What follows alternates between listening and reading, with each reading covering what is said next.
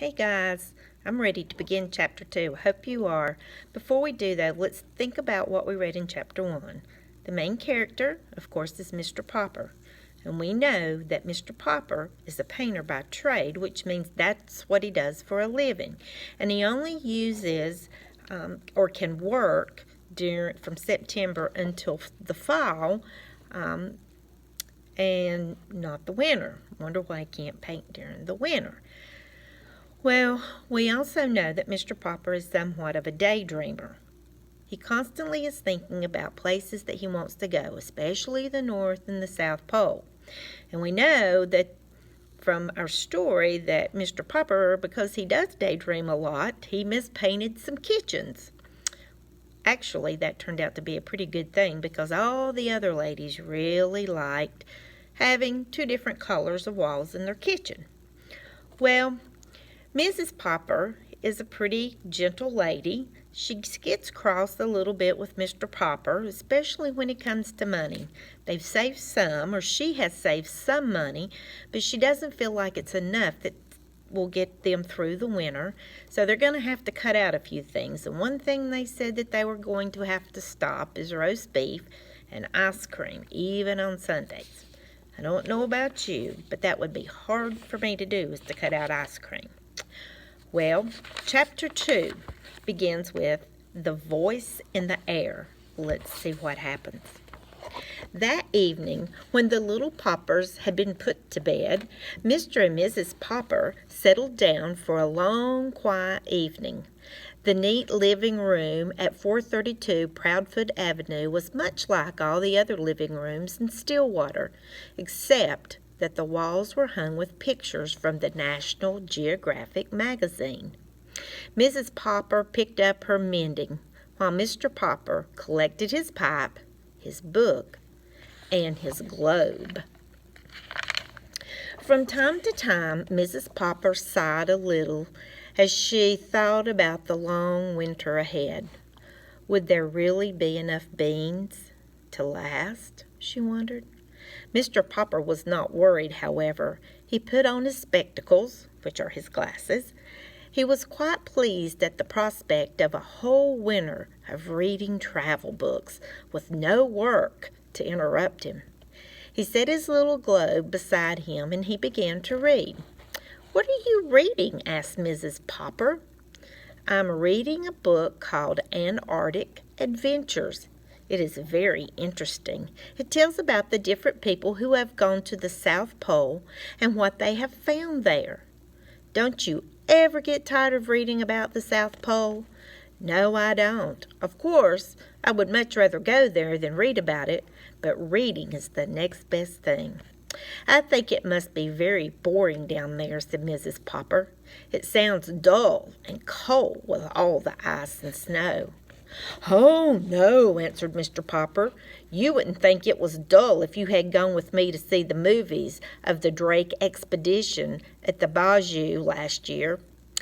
"Well, I didn't, and I don't think any of us will have any money for movies now," answered Mrs. Popper a little sharply. She was not at all a disagreeable woman, but she sometimes got rather cross when she was worried about money. "If you had gone, my love," went on Mr. Popper, "you would have seen how beautiful the Antarctic is.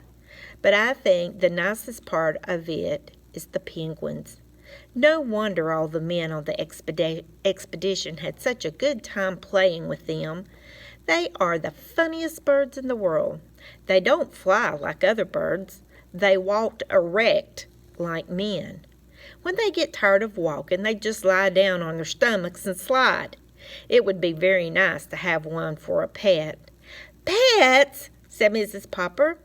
"First it's Bill wanting a dog, and then Janie begging for a kitten. Now you and penguins! But I don't have any pets around. They make too much dirt in the house, and I have enough work now trying to keep this place tidy. To say nothing of what it costs to feed a pet. Anyway, we have the bowl of goldfish." "Penguins are very intelligent," continued Mr. Popper. "Listen to this, Mama. It says here that when they want to catch some shrimps, they all crowd over to the edge of an ice bank.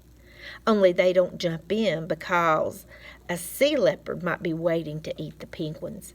So they crowd and push until they manage to shove one penguin off to see if it's safe.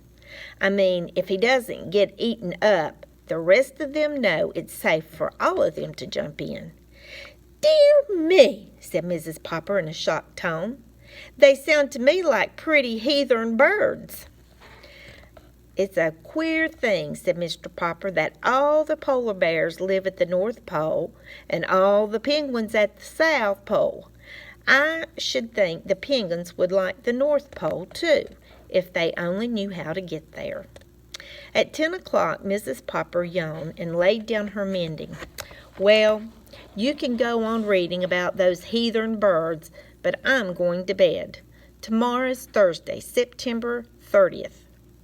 And I have to go to the first meeting of the Ladies' Aid and Missionary Society." "September 30th, said Mr. Popper in an excited tone. "You don't mean that tonight is Wednesday, September the 29th? "Why, yes, I suppose it is. But what of it?" Mr. Popper put down his book of Antarctic adventures and moved hastily to the radio.